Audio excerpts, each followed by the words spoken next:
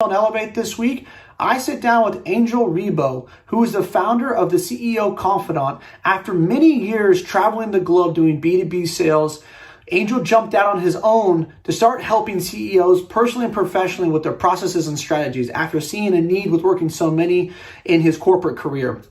He is also the founder of Wisdom for Kids, which is a charitable foundation that helps underprivileged kids in South America.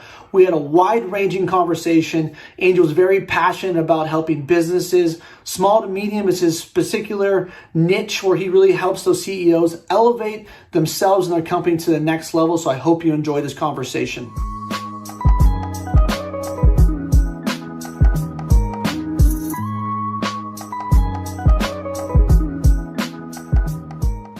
All right, I've got Angel Ribo on Grind.Sell.Elevate. Angel, how are you?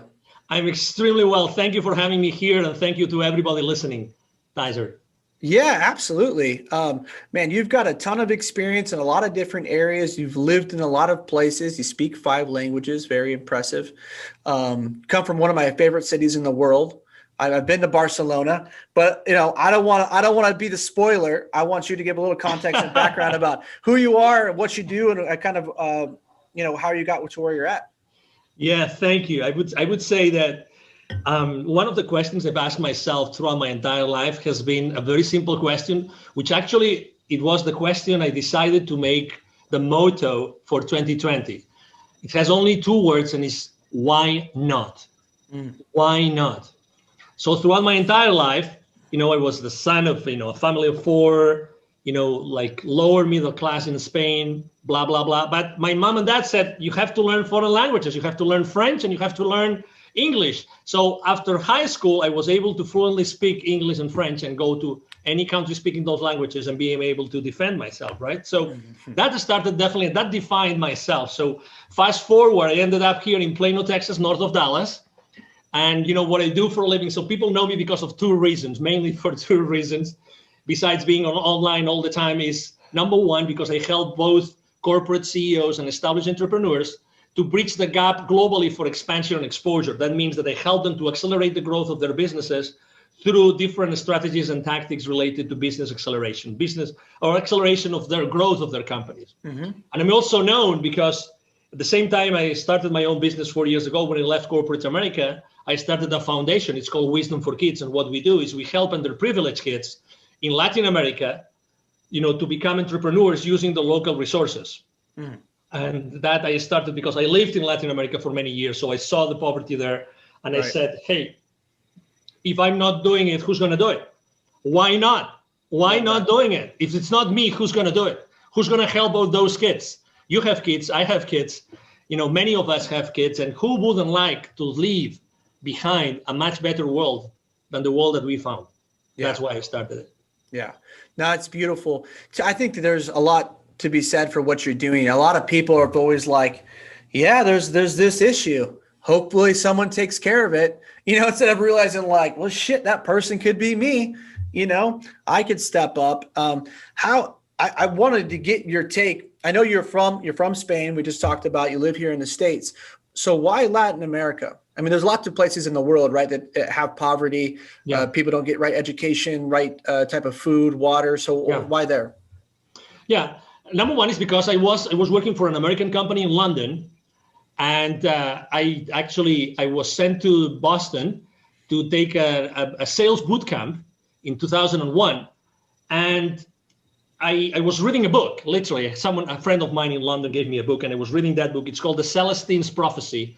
If you have not read it, it's a powerful book, The Celestine Prophecy by James Redfield. And I finished reading the book after a few days of vacation I took after my sales boot camp. And at that time, I was in Latin America in vacation after that sales boot camp. And I said, oh my God, there must be a reason why this amazing, beautiful book that I've enjoyed so much to read, I'm reading it in Latin America. So I think I have to come here. So I went back to London. I asked my managers, can you please send me to one of your offices in Latin America? Could you send me to one of your offices? Obviously, being a Spaniard, there's this cultural affinity between Latin America and Spain. So I ended up working in Mexico. Only after three months later, I was already in Mexico City, running the company office there in Mexico City. And doing business with Central America and Mexico.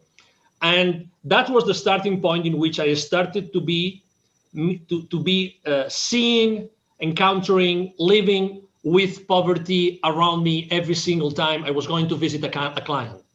Every single time I had to serve one of my clients to close a specific deal for the company I was working with, every single time I was going to a manufacturing plant that was in the outskirts of a city or in a rural area. And guess what?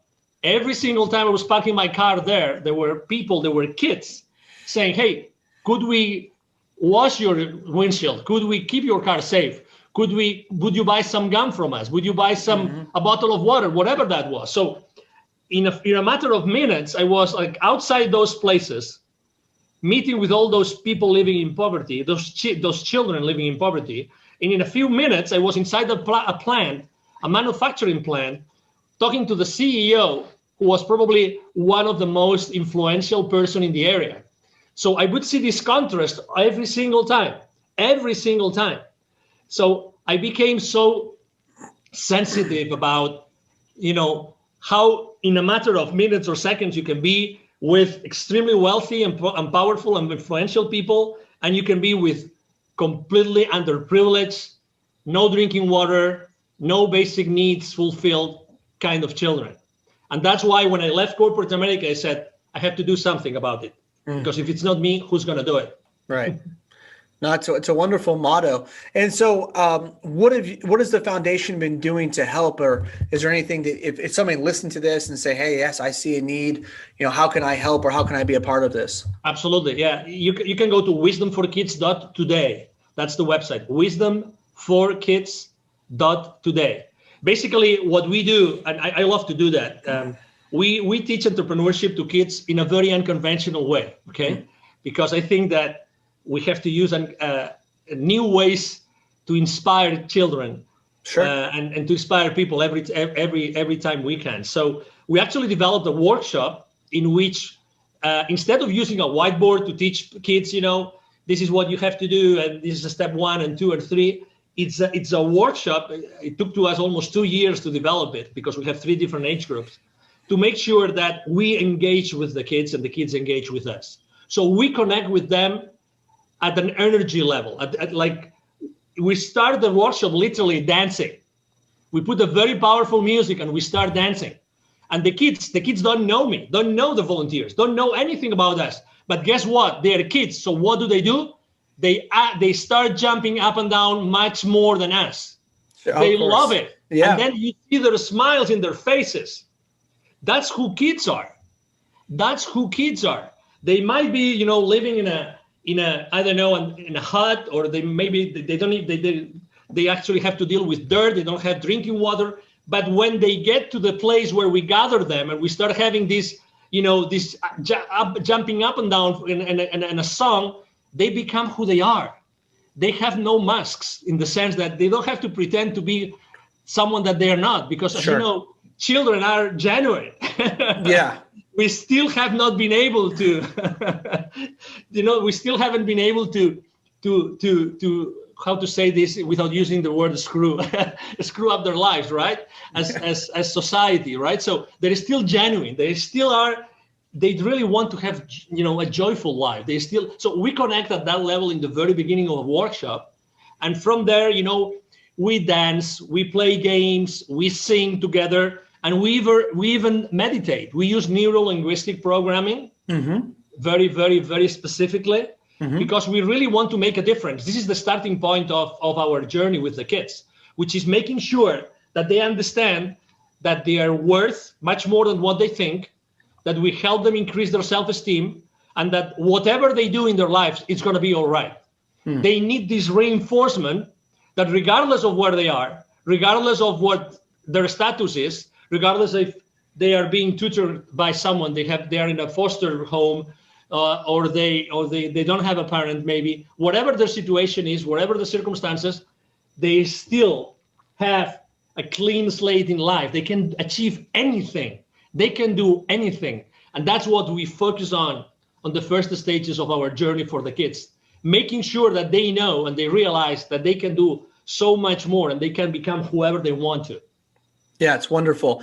I think probably, I mean, it's wonderful that you're doing that for children that are underprivileged, but man, that sounds like most kids need to hear that message. I know it's something I've talked about on the podcast before that I'm really conscientious, and so is my wife, with wanting to make sure that we empower our children, to let them know that there aren't limitations. I actually had a guest on a couple of weeks ago that he specializes in helping salespeople using NLP. So I'm a little bit familiar now. But it seems like it's a super powerful tool. And if you can start to reconstruct or rewire their brains at an early age to see that there's no limitation, because so many, as you know, and I'm sure that's some of the things you probably help CEOs with, even people that are at the highest levels of business, they still have self-limiting beliefs. Oh, absolutely. Right. Yeah. Yeah. We all have limiting beliefs. It's just the nature of the beast, right? That's who we are. And then if you follow, I mean, you are blessed enough. I still remember a conversation on a podcast, an interview, that someone asked me, so what would you recommend this specific CEO? And they gave me a specific example, right? And I said, having kids as soon as possible. That was my answer. Having kids as soon as possible. Because when you have kids and you really devote time to your kids, you are completely into a different position. You are completely into a different mindset, right? Because, they are your jewel, right? They're your treasure. You want them to be brave. You want them to be able to, to live in a world by themselves. They want them not to take anything by the face value, but they make their own research. They want to, that's all the things, all those beliefs that we have, and we try to do the best with our kids, right? That's who we are as parents. But I really believe two things. They might be a little bit unconventional or disruptive, but I'm still going to say those two things, Tyzer. Sure. Number one, I think that the children pick their parents. I really think so. Okay. I think that kids pick their parents. And second, I think that also the parents have to learn a lot of lessons from the kids that we have. Yep.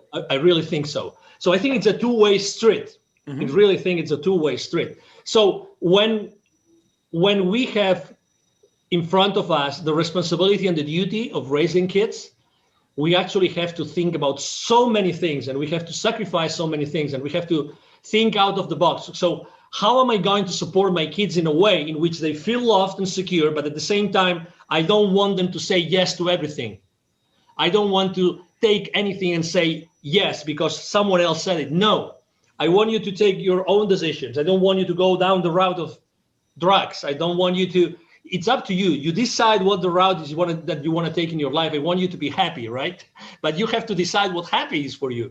So all those things, oh my God, we are mentoring our kids and we don't have a manual. No. Right? And we don't, if we ever lived before, we don't remember whatever the experience was if we lived before in another incarnation, whatever it is, the beliefs that everybody has. So what I'm trying to say is that, okay, we loved our partners, we had kids with them, right? But now we have the real thing here, which is kids that have to be raised the best possible way, right? The best possible way.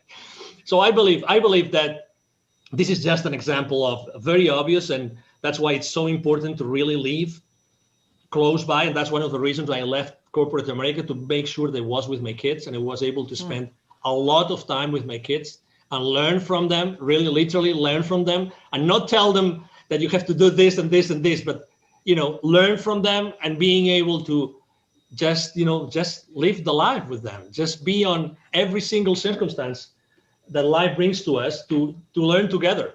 That's what we have to do. And right now, as you know, this year has been extremely challenging for the families as a whole, right? For the kids and going back to school and all these things, have been complicated, but still, we are there to be their example. We are there to lead them. That's why it's so important. Yes, so to your question, absolutely, we all have limiting beliefs, no matter where we are. And you don't know the circumstances behind a CEO being a CEO of a large corporation. You don't know how he reached that place or she reached that place, right? We don't know how they did it. Obviously, they all have limiting beliefs. And most of them actually, obviously, they look for help, and they will look for an outside pair of eyes that can help them in their journey, whatever their journey is. Right. And so that's where you come in as the CEO Confidant, right? To try to help to reconstruct, help them to grow their business, grow their skill set, grow their minds. So basically, you're a CEO coach. Now, do you see a common? I like this analogy of looking at or the constructs.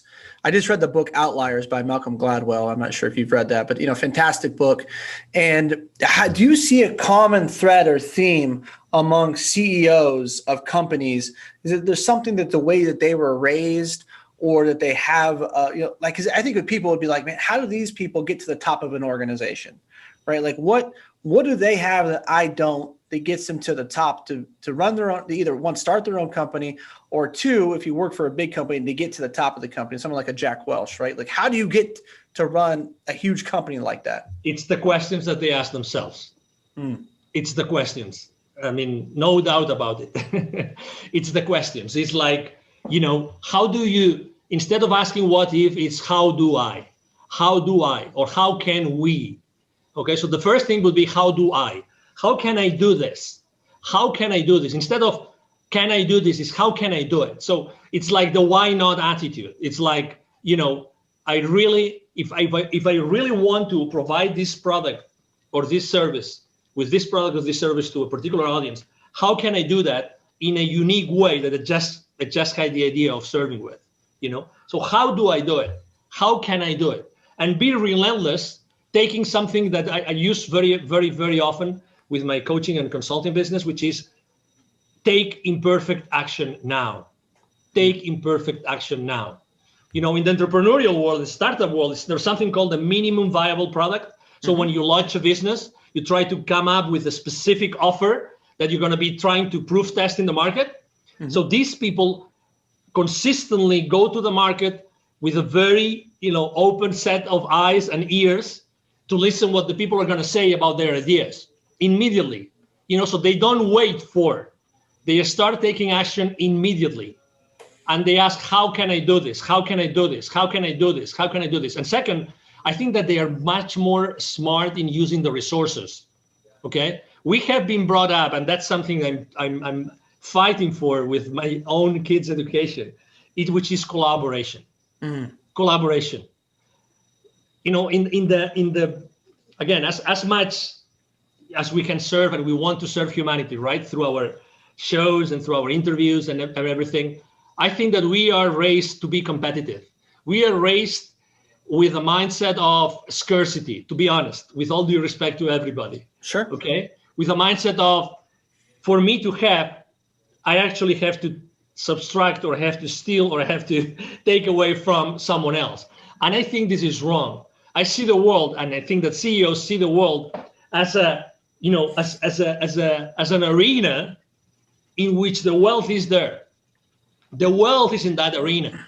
The thing is, how can I use all my resources? How can I use all my connections, all my business partners, all my business acquaintances, or even personal acquaintances to start a specific business? So they see the world in a different way. They see the world that they have a lot of resources available, and they keep on looking and reaching out to those resources to build up value for what they offer to the market. That's why, summarizing in two questions, right, is how do I do that instead of can I? How do I do that, and who can help me do this? How can I go from where I am today to where I want to go? And let me give you an example. Sure. I was having a conversation with the director of the business accelerator of the Babson College. Babson College is one of the top universities in the country. They rank number one. Their entrepreneurial program ranks number one consistently every single year. Those university rankings, the Babson College in Massachusetts. Okay, so I was having a conversation, and she was telling me, that was already like 4 years ago, I think.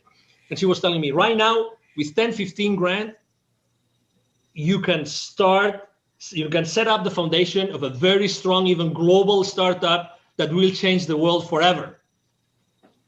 5 or 6 years prior, you would need literally $150,000, $250,000, $300,000 to get off the ground with anything. So I'm just trying to tell everybody listening to us today is that they already have the knowledge and the experience really to launch one of those disrupting, ventures that they always wanted to do. They just have to come into terms with themselves and say, hey, I want to do it.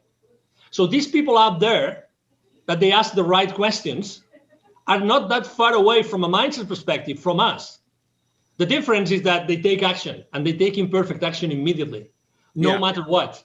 No matter what. Obviously, those CEOs, they still have to go to the principal's office, like they have to go to the board. Right. Obviously, because they have to make sure that they are giving back. Obviously, the shareholder value has to be there, and he's accountable to the board and everything. But still, he's still the visible head of the company. And then the other challenge is, how do I make sure that everybody in my organization is fully aware of the business of the consequences of their business decisions, right? And then there's another set of skills, which is how to lead my company. What's the best way that I can keep on growing those systems, those processes, and these people that are working with me to make this, a large corporation, if that's what I want to do. I want to stay on that, taking the imperfect action, because, man, there's so much to be said for that. Because so many people, they feel like, I made a whole video a couple months ago how perfectionism is the enemy of money, right? Because so many people get so caught up. I got to have my T's crossed, my I's dotted. I got to do all of my research. I got to have a 60-page business plan with everything spilled out. I got to read all the books. I got $10 seminars, and then maybe I can start. And I've not been that way. I've more like, even when I started this podcast, I'll be honest with you, Angel, I started this podcast. I literally got on and I just started talking. And I told my wife, and she's like, well, how do you know what you're doing? I go, I fucking don't. I don't know. Awesome. I'm just going to start it, and I'm going to see where it goes. I'm going to figure this shit out as I go. So it's wonderful that you're talking about that, because so many people don't. Now, why do you think that mindset is different with the CEO versus someone who would want to be a CEO, or someone who aspires? Or what holds them back from just going for it? Well, because they don't have the certainty that they're going to succeed, and they expect social proof, and they have to take risks. One of the CEOs, it's like, I always say, I've been in business development and sales for my entire life, and obviously this is a podcast that resonates with this message a lot, right? So, but I always say the same thing. If I was hired tomorrow by a large multi-billion-dollar software corporation or any other corporation, and I had to have my first sales call the day after, I wouldn't be afraid. I wouldn't be afraid. You know why? Because as far as I know the benefits, as far as I know what I can provide and what kind of issues I can help my clients to solve, I don't need anything else. I really don't need anything else. Am I going to make mistakes? Oh my God, of course. But probably I will be with someone else in that call, right? So what I'm trying to say is that we already have everything that we need inside of us. But we are afraid of making a step that, people are going to be laughing at us, or we're going to make a big mistake, or, and then we will never be able to recover. So these CEOs, they already have the certainty. I do have the certainty. I have the certainty that I have a safety net. And I'm not talking about financially. I'm talking about that regardless of what I do, I will never be able to screw it up so much that particular sales call, counterpart will never call me back again. Right. Because of who I am. I'm respectful. My mom and dad, invested a lot of time in me and being, good manners. I am loving and caring. I don't curse that much. Okay. So, at the end of the day, it's going to be me in front of another human being. So I have the certainty that regardless of what I do, it's going to be all right.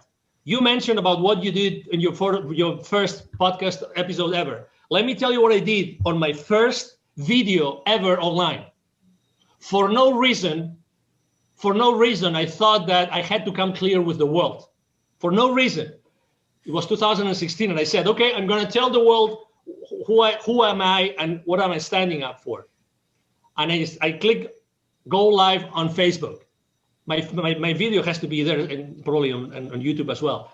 And I just explained who I was, what I was doing, and why I had founded, Wisdom for Kids, blah, blah, blah. when I hit stop broadcasting on Facebook, I started to cry like a baby. Oh. Like a baby. Like, oh my God, what a stress. Thousands of people, well, I mean, it was pretty pretentious, right? Thousands of people are going to watch this video. It's out there. Anybody can see, and they will see this crazy guy out of the blue saying all those things that made no sense because it was my first video ever. You name it. But it was my first video ever, and I will never forget it.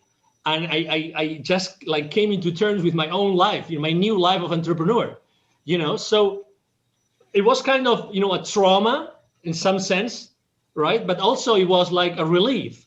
Sure. That's probably why I cried. I probably cried of relief of saying, oh, I've done it, right? So it's just, we have been taught security is number one. Don't take any risks. Play safe. Yep. Play safe.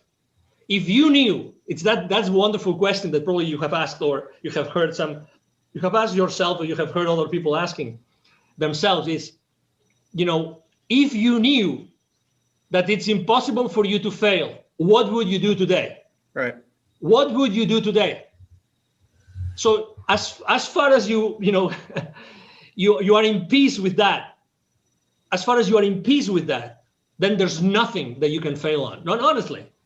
No, I totally agree. I'm going to read this to you. I haven't done this before, but I called one of my friends called me last night, and he's about 10 years younger than me.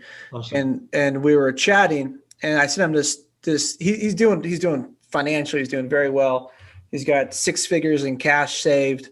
He's killing at his job. And he called me, he goes, hey, my dad told me this, my friends are telling me this. And, I feel like I'm not doing well enough. And, this is kind of where I'm at. And so I texted him this morning. I said, hey, I'm super proud of you. Incredible. You've saved X amount. Know whatever decision you make with anything in life, it's never wrong. This is only an experience. Exactly. That was my message to him. I think that a lot of people need to hear that like, you can't fuck it up.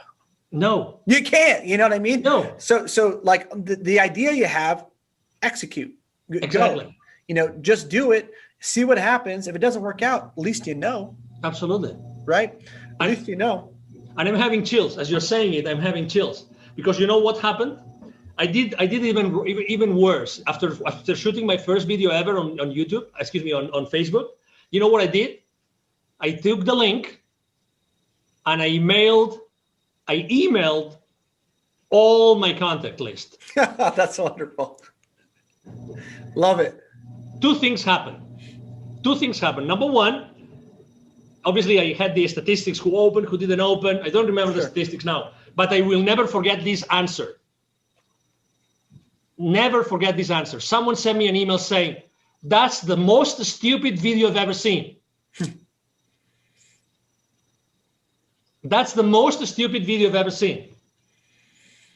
That was probably the first lesson ever. I had a budget. I was dealing with budgets on marketing, but that was probably a very interesting marketing lesson for me. Right? Because I said, oh, wonderful. I'm doing something good. If someone is telling me that that's the most stupid video you've ever received. Right? Actually, I think I kept that email but again, so what? Obviously, if I was judgmental, I would have answered to him, have you ever shot a video yourself? Can you please show me how many times have you done this? How do you feel? Why did you do it? What was the outcome? The second thing that happened to me is that the tool I was using to send emails, unfortunately, they blocked me forever. So I actually had to change, this online marketing, tools that you use, that you follow a certain path, certain, techniques to send the email. So I sent too many emails. So actually I was blocked for life on that platform, but that's okay.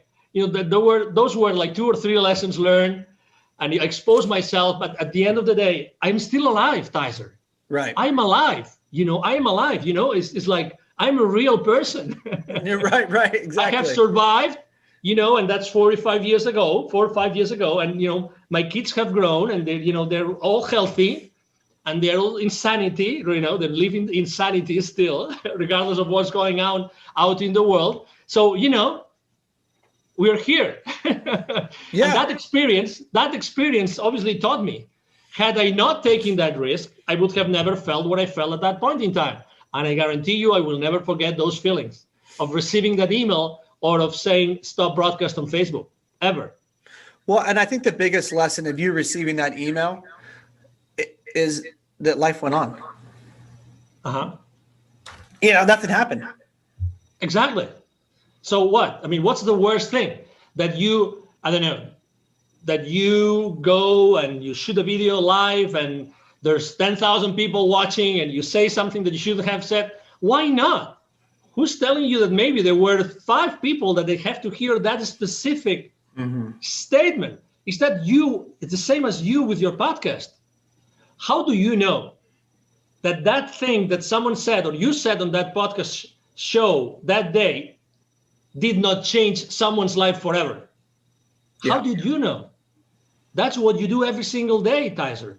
You change, you transform people's lives every single day by what you say and what your guests say. And that's the beauty of it. You know, let's do it. Let's do it. Yeah, I've enjoyed that. I love getting the feedback on social media. You know, people, hey, I really took a lot away from this podcast, or this was really meaningful to me. And that always means the world to me. You know, that's why I don't run ads or anything like that on the podcast, because it's about really just serving and giving back. And the whole intention of me starting this was like, hey, my first year out of college, like you, I came from a lower middle class family. I made $34,000 my first year out of college, and I was living in San Diego at the time, which is beautiful, but not cheap, right? And so I would take home I'll never forget this. My first paycheck was for 2 weeks was $750. That's just how much I made. My rent was $600. So I'd have about $70, $75 to get me through the next 2 weeks. And it was fucking hard. But, you know, developing my skills, going all in on myself, taking risk, you know, making some moves, things like that. And then once I got to a point where I had, you know, started making really good money, I was in, and I, you know, got the accolades and that type of stuff. I said, well, how can I start to give back to other salespeople? You know, how can I make a difference in other people's lives? And I feel like you and I both have that kind of that common mission together. And I wanted to ask you a question, because I picked up on something through reading about you and even in this conversation. How much of your spirituality plays into what you do and how you help people? Well, that's a great question. Number one, I think that you probably heard that when I was explaining it. Just to give you an example, when we were thinking about what's the best workshop we can give, what's the best content for a 2-hour workshop for kids that we might not see again ever in our lives, meditation had to play a role. Meditation had to play a role. So we actually, inside those 2 hours, we have a 20-minute meditation. And that's the most powerful part of the entire 2-hour workshop, is the 20-minute meditation. It's a 20-minute meditation. So that's answering your question. So spirituality plays a key role, because I think that the answers to everything that we want to do or we think we can do is inside of us. And I think that we have to, or that has helped me a lot. You know, it's like explore the interior, go inside yourself. Right. So I started in this journey actually reading that book that I told you before, The Celestine Prophecy. I think it's a great book to start for anybody to start in spirituality. So it was then, I mean, I was born in Spain. Everybody in Spain is almost everybody is. Majority of Spaniards are Catholic. I was born Catholic, right? So, I mean, I did everything that a Catholic does up until college. Okay. Prayer hands, yeah. Okay. Up until, you know, confirmation, I mean, you name it, everything. I belong even to a professional movement of Catholics, how to live in the professional world as a Catholic, everything. But then, you know, you started to realize that one thing is what you think is good and what you think you should do for this world. And another thing is what, you know, some institutions, you know, unfortunately, or some people in representing some institutions have done. So what I ended up saying is, okay, so I have been blessed of being exposed to Catholicism and to learning all this. And that gave me a path that helped me to go for the first years in my life. I will never forget who I am. I will never forget all these teachings, but I have to open myself as I am opening to other geographies, I'm opening to other CEOs, other companies, other countries, other continents, I have to open to other avenues of knowledge. And that's how I started to, go inside other ways of thinking from a spiritual perspective. So spirituality plays a very important role in my life, very important role. I believe that, it's like sales, we haven't talked about this, but I see myself like sales have a very, literally sales have a very important ingredient, very important spiritual ingredient and an energy related ingredient. I always say that sales is just an exchange of energy. And the way I see generating wealth is the exact same thing. Generating wealth or generating business is the exact same thing. I think it's spiritually based because we are spiritual beings. You mentioned experience, right? I mean, you've probably heard this too before. I think we are spiritual beings having a physical experience, right? Totally agree. Exactly. And probably, some people think that we have had many spiritual experiences or many physical experiences, right? Mm-hmm. And I became extremely sensitive about the spiritualism when a TV network in Spain hired me to expand their business internationally by doing interviews, interestingly enough.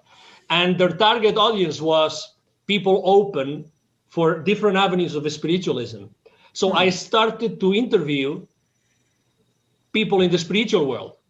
And when you start interviewing people in the spiritual world, you suddenly start being curious and asking yourself more questions.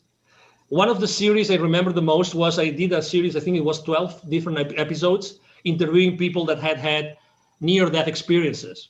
Okay, so for someone like me, business-oriented, Catholic, computer engineer is my master's degree. Okay, so I'm kind of very ground to earth. Imagine start being curious about all those things, asking questions. Okay, so tell me your experience, right? Tell me your near-death experience. Well, I mean, after 12 people, I guarantee you there will be some questions that you will start asking yourself, right? And you will start looking for answers. So it's like, take the risk. What can go wrong? What can go? I mean, is there a question that maybe you are not going to ask the right question to a specific, guest that had a spiritual experience or that had a near-death experience? Nothing can go really wrong. Just be there, listen. That's something that we have in common, the hosts, right? We listen a lot. So we know exactly what to ask next, right? We listen, but we really listen. We actively listen. So I was doing that, and that all those different interviews, I even was blessed with interviewing, people like famous people like Les Brown or some Hollywood celebrity and everything. But at the end of the day, you realize we're all human beings. We're all human beings. It doesn't matter if you run a $3 billion corporation or if you are, the front desk, person on the most, smallest business office of that large corporation. It doesn't matter. We're all human beings. We all want to be happy. We all want to raise a family or build some wealth. At the end of the day, we all want the same thing. We're not so different. Yeah, no, I totally agree. And it's great you put it in perspective like that. And what a wonderful experience that must have been, getting to interview all those people. That's fascinating. I grew up Catholic as well, Irish Catholic. And so, but my mom's a Reiki master. And she was someone I grew up watching meditate every day. And so I first got exposed to reincarnation and whatnot when I was, 14, 15, started, going and listening to mediums. So I was always been super open-minded, and I love that about my mom was just like, hey, take what you like and leave the rest. Right. That's what you just have to find your own truth and let it resonate within you. But the most important part, doesn't matter what you believe in, as long as you know why you believe in it. And you're open-minded to other people having their own experience, even if it's different from yours. Now that's one of the things I wanted to ask you. So when you're working with the CEOs and you're helping them find maybe some problems within their business or reconstruct their business, do you ever suggest to them, hey, you seem a little stressed out, seem like you got a lot on your plate. Have you ever tried meditating? I mean, do you talk to them a lot about that, or is it just kind of purely just dive in and here's a marketing agenda? This is what we should be doing. No. Actually, it's funny because eventually my clients ask me. I mean, I start typically with consulting or training, and then they ask me to be their confidants, or they ask me to be their coaches because of that, because of the questions. Because, I really believe that coaching is much more powerful than consulting. Yeah. I can share my teachings, I can put my eyes, I can try to analyze on their behalf, or helping, develop business in a particular new geography, expand their business internationally in some place.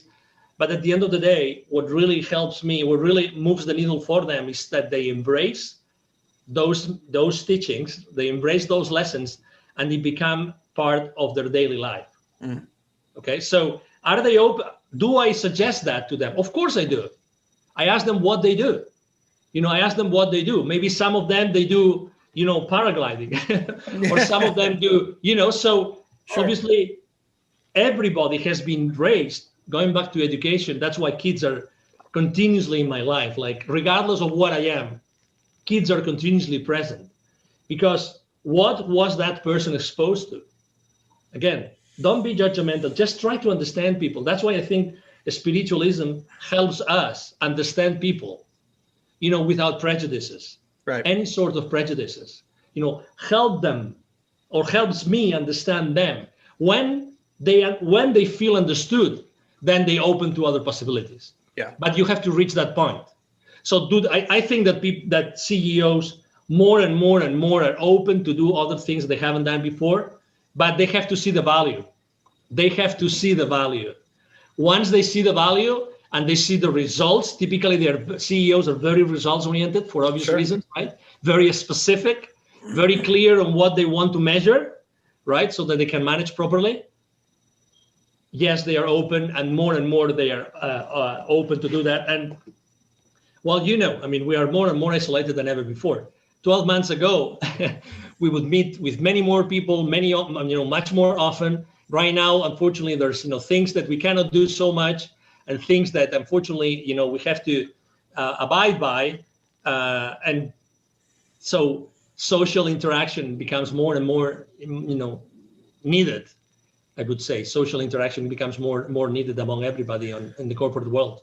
Yeah. And I really want to hone in on a point that you made, because I think a lot of people might have missed it.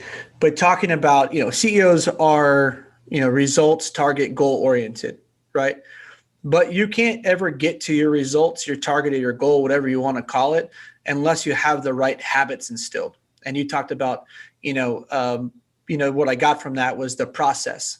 And it's making sure that once you have the right habits in place, it'll facilitate the right results.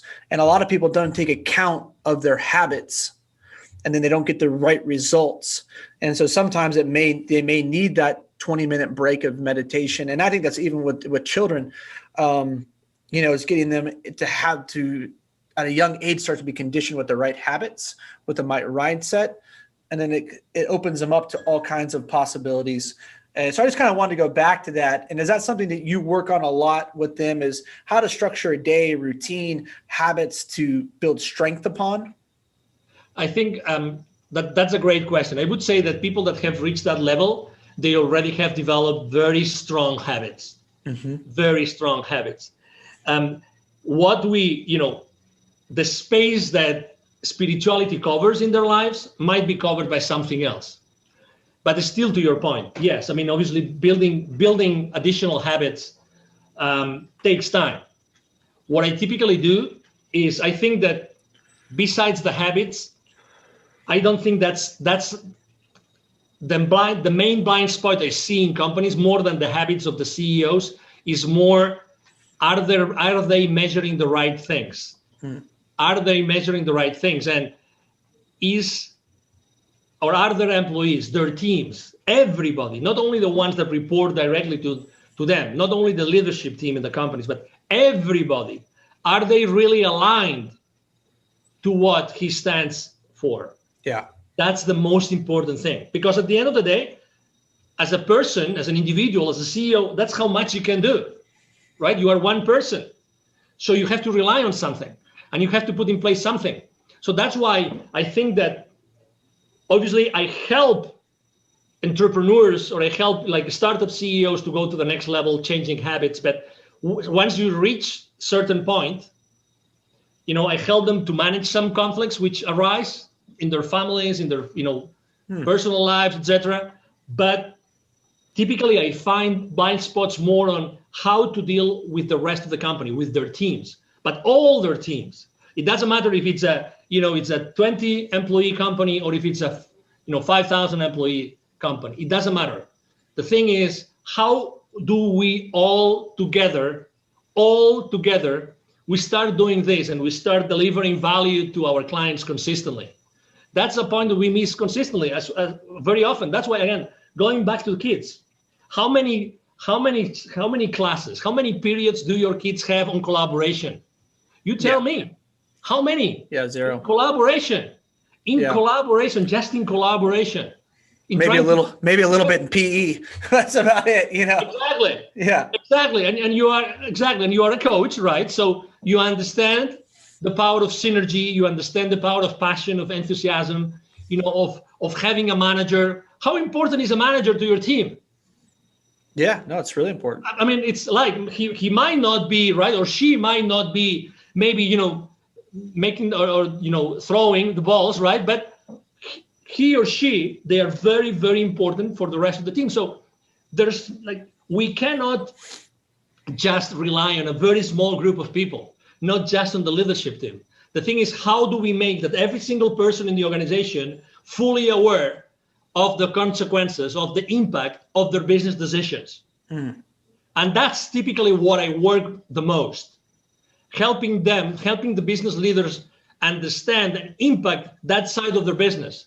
Let's make sure that your entire organization is mostly aligned to what needs to be done. Right. To eventually provide the shareholder value that your shareholders want, because they invested in you, right? So you are obviously reporting to this board because you are also reporting this value that you have to bring back to the shareholders. Yeah. The thing that kind of struck me that I don't see often enough in a way that's done correctly is, Jocko Willink. I'm not sure if you're familiar with Jocko. No. He has a leadership and consulting firm. He got a great podcast. He was a former Navy SEAL. And he talks about, so a lot of his experience when it comes to leadership consulting is based around this idea of the military works so well because you have all kinds of different ranks, right? But they always have a common mission. And everybody on the team understands what the mission is and how they contribute to it. And so often, like corporations and companies, it doesn't matter the size, just don't fucking get that. They may have some fluffy mission statement out there that 80% of their fucking employees don't even know. But I think that if they really honed in and had a viable mission statement that people knew and people could buy into, and that they could all get on the same page, understand how they're contributing to the mission. It sounds to me that's kind of like what you do. You make the mission evident to people, right, across the entire organization. Let me tell you something. Not only they have these fancy missions in the main, meeting room or, the front desk, the hallway, whatever, they make their employees to learn it. Yeah, I know. Yeah. They make their employees to learn it. And sometimes, or unfortunately very often, it's so difficult to learn it. It's so difficult to learn it just because the wording, just because of the message, so I really believe that the number one goal of a mission is that it's engaging for the employees, because they are the ones who are going to be delivering the value to the suppliers, the vendors, the business partners and the clients, right? So if a mission is so complicated that people have to memorize it, it's a wrong mission. Oh my God. I remember, I will never forget that company.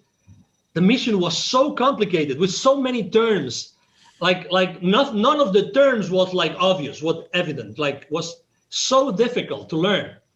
And you still, just saying it, just putting it on the first slide of your corporate presentation to your clients, and then the clients would say, "Oh my God, so many these super duper words, fancy, trendy words, Okay, so how does that 30,000 feet mission help us to have a better business? Right. No client asked me that ever. No potential client asked me that ever. But to be honest, I don't know what I would have answered, to be honest.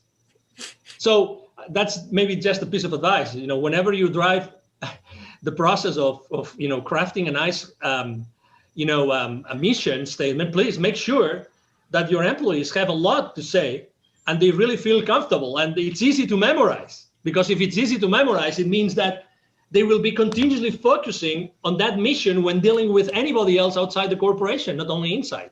Right, which is the most important part, right? Because we're all trying to get to the common goal, the common objective, whatever that may be, whatever the mission is. You want everybody driving towards that every single day with intention and empathy and love and thoughtfulness, right? I mean, that's what we're trying to do. Is we're trying to serve the other people. Hopefully, that's what we're trying to do. Angel, a couple more questions for you. Do you have any success habits or any habits you would recommend to entrepreneurs or salespeople? Things that have helped you become successful? Yeah, we've talked about this before, but it's definitely my mantra because it makes a big difference, immediate big difference in anybody's business, which is, as I said before, take imperfect action now. That's my mantra. Take imperfect action now. That's the first thing. Hey, if right now you have had to pivot in your business, you have had to reinvent yourself, or you're thinking of doing it, just take a step forward, put some additional value in the market, look for potential clients of yours or friends or whoever, and just start working on that additional value that you want to bring to the market. Take that imperfect action now. Don't be afraid of the consequences. Just do it now. Start interacting with your potential audience. As I said before, I see the world. It's funny that your mom was a Reiki master, right? So I see that the world in terms of energy. For me, everything is energy. You're right. It is. Well, it literally is. It literally is. Exactly. Yeah. It literally is. So if everything is energy, so there's a relationship between the energy that you use and how you use it. Start using it now. Don't be afraid of anything. If anybody else is judgmental, ask yourself this question. Are they going to pay your bills at the end of the month? Tell me, are they going to pay your mortgage? Are they going to pay your electricity bill? Are they going to pay your water bill? You tell me, are they going to do it? They are not. They are not. So keep going, test whatever you have to test. And, I think that's a great time for pivoting right now. Basically, because as you know, the energy of the planet has changed. Right. There has never in history of our lives, right? Regardless of our age, we've never lived in a place in which there's so much fear, ever. Right. Yeah. Like it or not, it is what it is. Let's not be, judgmental. It is what it is. There's a lot of fear out there. So there's a lot of consumers, and obviously corporations are also made up of consumers and human beings like you and me, Tyzer, right? So they have changed internally. We have to speak to them. We have to speak to them. We have to tell them that we know where they are. We have to tell them that we think that we know what they want and what we can offer to them might be of help to them. You never know. Again, we don't know if just this statement has changed the life of someone forever. We don't know. And that's why we're here for.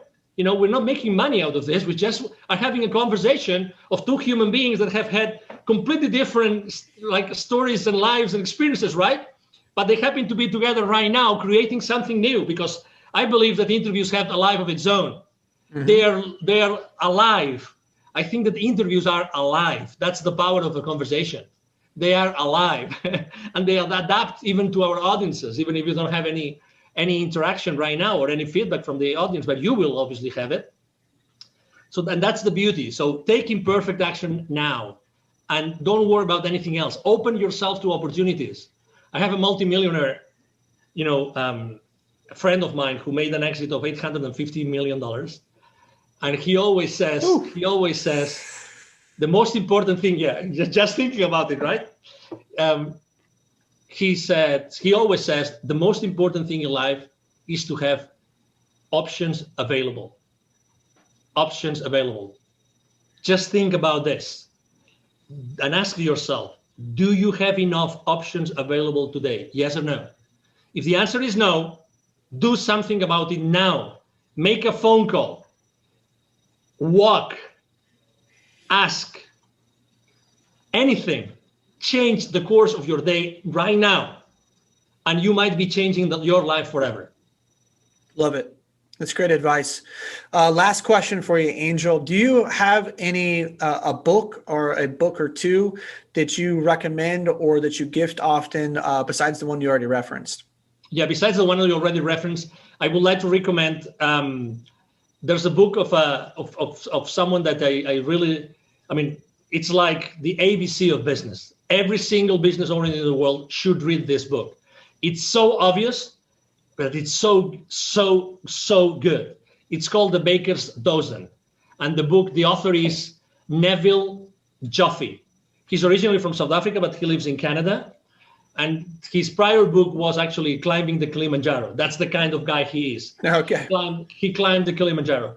So it's about, the Baker's Dozen is about basically the 12 recipes, the 12 business principles that everybody should be aware of to conduct a proper business. So it basically talks about how to become aware of the financial consequences of every single business decision that you take on your business. And that applies to any business. You can be self-employed, or you can be a multi-billion-dollar corporation. That's the first book I would recommend. And the second book I would recommend is from actually a gentleman called Dr. Joe Dispenza. Probably you've heard of him, Dr. Joe Dispenza. Yep. Okay, good. So the book called Supernatural. Supernatural. It's an amazing book. I mean, you can get it also on audiobook. Supernatural by Dr. Joe Dispenza. I think that he brings a lot of light about who we really are, what are limiting beliefs, and the importance of breaking the habit of being yourself. And I think it explains it great. It's a great book.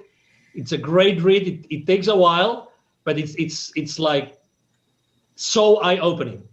So eye-opening. I've been blessed of even attending some of his courses. Oh wow. and events, and what you're going to learn on that book, it's going to blow your mind away, and it's going to help you in your life to understand better who we are as human beings. Good. Wonderful recommendations. I haven't read the first one. I'm familiar with Supernatural. It's my wife actually, she was doing her a yoga certification a couple years ago, and it was part of her class reading. And so she knows I'm into spiritual books, so I end up picking it up. And I've seen many of his interviews on Aubrey Marcus, and I don't know if he's been on Rogan, but he's done the podcast tour, so you can find a lot of his content out there. It's phenomenal. So great recommendations. And Angel, where can people connect with you at? Yeah, thank you. The easiest way is to go and send me an email. I respond to 100% of my emails.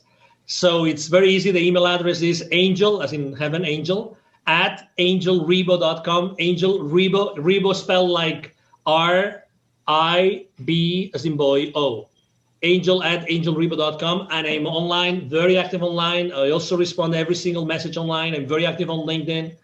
I post every single day, both business related and human potential related. So you can find me there, and it will be a pleasure to, if you want to interact with my content, it will be a blessing. Again, I always respond to everything. So thank you for the opportunity to have all your audience, Tyzer, to connect with me. Yeah, absolutely. I will post all of Angel's contact info in the show notes, so you can reach out to him through email, his site, or on LinkedIn. Sounds like those are great places. I know we chatted a little bit. He's got a great LinkedIn following, and he produces great content like he just mentioned on there. So please do connect with him and absorb his content. Or if you're a CEO and you want to work with Angel, please do that. I know he's helped, literally thousands of people, and his goal is to work with thousands more. Read a little bit about that as well. So some big missions ahead, and I love what you're doing for children. That's something, that mantra this year, save the children, all the stuff that's been happening to them around the world, just in general, that's been exposed. I've donated money to it. So I commend you for what you're doing to help children. Literacy is everything in the world to get them to where they need to be and out of poverty. So thank you. I just want to acknowledge you and say thank you for your work you've done. It's very selfless. And thank you so much for your time today.